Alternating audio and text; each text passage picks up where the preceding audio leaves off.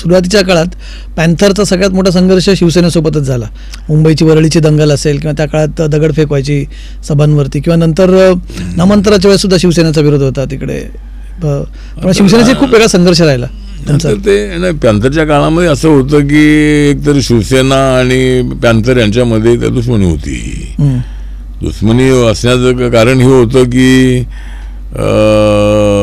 शिवसेना हिंदुत्ववादी आहे, आम्ही तर हिंदुत्वाला विरोध करणारे आहोत, हिंदू धर्माला विरोध करणारे नाही पण हिंदुत्वाला विरोध करणारे आहोत.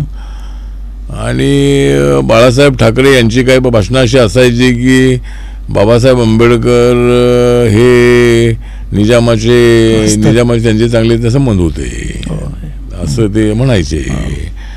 ते आमच्या लोकांना आवडायचं नाही. आणि मग त्यावेळेला मी लगेच स्टेटमेंट सगळ्यात अगोदर द्यायचो की नाही, आमचा याला कडून विरोध आहे, बाळासाहेबांच्या मताचे आम्ही सहमत नाही. आणि मग पॅन्थरचा म्हणजे आता बरीच विधानं तेव्हा कॉन्ट्रोवर्शियल ठरली होती. बाळासाहेब ठाकरेंची विधानं खूप, म्हणजे ते घरात खायला नाही पीठ, कशाला पाहिजे विद्यापीठ वगैरे, म्हणजे असे ते म्हणाले होते. म्हणजे ते असं ते म्हणाले होते. पण नंतर ज्या वेळेला बाळासाहेबांच्या घरी मी गेलो होतो मंत्री असताना, आणि नामांतराचा ठराव जो संमत झाला तो मी मंत्री असताना, मी पवार साहेबांना म्हणालो होतो की नामांतर आपण सोडवत असाल तर आम्ही तुमच्यासोबत येतो. आणि रिपब्लिकन पक्ष जो आहे हा काँग्रेससोबत आला, काँग्रेस एकत्र होती त्यावेळेला.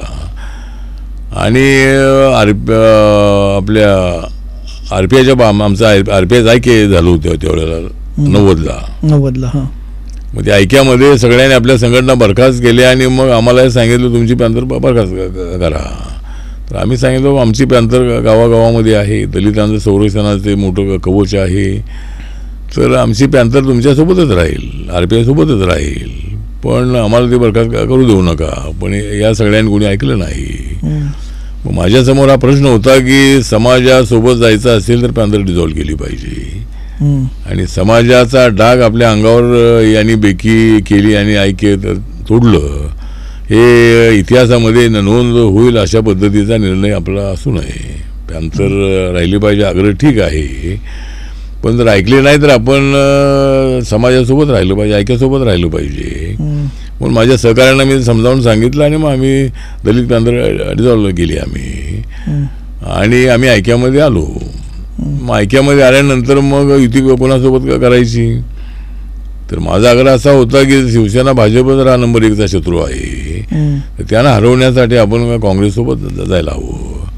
बाळासाहेबांचं म्हणणं असं होतं की नाही आपण त्याच्यासोबत नाही जायचं, आपण जनता दलासोबत जायचं. बाळासाहेब म्हणजे बाळासाहेब आंबेडकर, बाळासाहेब आंबेडकर बाळासाहेब आंबेडकरांचं म्हणणं होतं की आपण जनता दलासोबत जायला पाहिजे. तर मी त्यांना माझं मॅथमॅटिक्स सांगत होतो की आपला पहिला शत्रू जर आपण ठरवलेला आहे शिवसेना भाजप, तर दुसरा शत्रू समजा काँग्रेस आहे, पण त्याच्यासोबत जायला काय हरकत नाही. एका मोठ्या दुश्मनाला जर आपल्याला हरवायचं असेल तर आपल्याला छोट्या दुश्मनासोबत जायला हवं, अशी राज्यातली पॉलिटिकल परिस्थिती आहे. पण बाळासाहेब काय केलेलं आहे, मी सांगत होतो की आपण शरद पवारांना बोलूया आणि आपण आपल्यासाठी 30% सत्ता मागूया, त्यामधली 25% तरी सत्ता आपल्याला मिळेल. आणि पवार साहेबांना माहीत होतं की RPIचा पाठिंबा असल्याशिवाय आपण सत्तेवर येत नाही. त्यावेळेला बाळासाहेब ठाकरेंच्या सभा फार मोठ्या मोठ्या व्हायच्या, इंदिरा गांधीच्या सभा ज्या व्हायच्या त्याच्यापेक्षाही मोठ्या म्हणा किंवा त्या तुलनेमध्ये त्यांच्या व्हायच्या. तर त्यामुळं सगळा OBC समाज जो आहे हा OBC आणि काही मराठा बाप आणि मुलगाचे शिवसैनिक, तरुण पिढी जी आहे ती मोठ्या प्रमाणामध्ये शिवसेनेकडे आलेली होती. त्यामुळे शरद पवारांना माहीत होतं की RPI आपल्यासोबत आला नाही की आपण काय सत्तेमध्ये येत नाही, आपण काही जिंकत नाही. मग माझा आग्रह होता की बाबा आपण हे केलं पाहिजे. तर मग पक्षामध्ये एकमत झालं नाही आणि बहुमताचा निर्णय तर झाला आणि मग आम्ही काँग्रेससोबत मी एकटा गेलो आणि हे तिघेजण काय माझ्यासोबत आले नाहीत. गवई साहेब बोलले की आता मी काय आठवले तुमच्यासोबत येत नाही, कारण माझी लोक बदनामी करतात, ते नेहमी काँग्रेससोबत असतात, त्यामुळे ते आमच्यासोबत आले नाही. तर आम्ही सगळ्यांनी मिळून जर पाठिंबा दिला असता काँग्रेसला तर आपले त्या मंत्रिमंडळामध्ये 10, 12, 15 मंत्री झाले असते. 15%ची अट नव्हती तेव्हा नव्हती. हो, पण तुम्ही एकटेच गेलात मग त्याच्यासोबत, तुम्ही पवारांसोबत गेलात आणि तुम्हाला माहिती आहे पहिल्यांदाच परिवहन मंत्री केलं होतं की समाज कल्याण मंत्री केलं मला समाज पहिल्यांदा? कल्याण मंत्री केलो. हां. पण समाज परिवहन- कल्याण, रोजगार हमी आणि दारूबंदी प्रचार अशी 3 खाती होती माझ्याकडे. हां. नंतर सुधाकर नाईक आल्यानंतर मला समाज कल्याण बरोबर ट्रान्सपोर्ट मिळालं, परिवहन. हां. दारूबंदी प्रचार मिळाला आणि एम्प्लॉयमेंट गॅरंटी तर दुसऱ्यांना दिलं होतं. तर तेवढ्याला 5 वर्ष आपण मंत्री राहिलो तेवढ्याला.